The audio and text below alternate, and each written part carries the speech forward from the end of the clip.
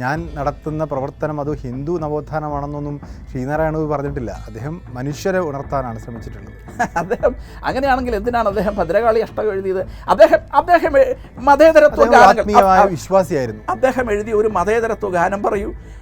ഞാനൊന്ന് ചോദിച്ചോട്ടെ, നാരായണ ഗുരുദേവന്റെ അതെ നമ്മൾ ഏറ്റവും കൂടുതൽ വാഴുന്ന മാതൃകാ സ്ഥാനമാണ്. അതെ, നമ്മൾ നാരായണ ഗുരുദേവന്റെ ഏറ്റവും കൂടുതൽ പറയുന്നത് ഒരു ജാതി, ഒരു മതം, ഒരു ദൈവം, മനുഷ്യനാണ് ആണല്ലോ.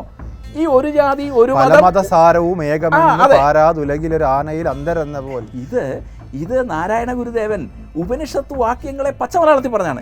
ഇനി ഉപനിഷത്തിൽ മതത്തെ കുറിച്ച് പറയുന്നില്ല. അല്ല, ധർമ്മമാണല്ലോ ഇവിടെ. മതം എപ്പോഴാണ് ഉണ്ടായത്? മതം പിന്നീടാണല്ലോ ഉണ്ടായത്. മതം എന്ന് പറഞ്ഞാൽ സത്യത്തിൽ ഈ സംസ്കാരത്തെയും ധർമ്മത്തെ അപേക്ഷിച്ച് വളരെ റേഞ്ച് കുറഞ്ഞ ഒരു മേഖലയാണെന്ന് വിശ്വസിക്കുന്ന ആളാണ് ഞാൻ. പോട്ടെ, ഞാൻ പറഞ്ഞു വന്ന വിഷയം, നാരായണ ഗുരുദേവൻ ഒരു ജാതി, ഒരു മതം, ഒരു ദൈവം എന്ന് പറഞ്ഞപ്പോഴും നെയ്യാറ്റിൻകര മതം മാറിപ്പോയ ഈഴവരെ തിരിച്ചു കൊണ്ടുവരാൻ വേണ്ടി നാരായണ ഗുരുദേവൻ നേരിട്ട് നേതൃത്വം കൊടുത്തു.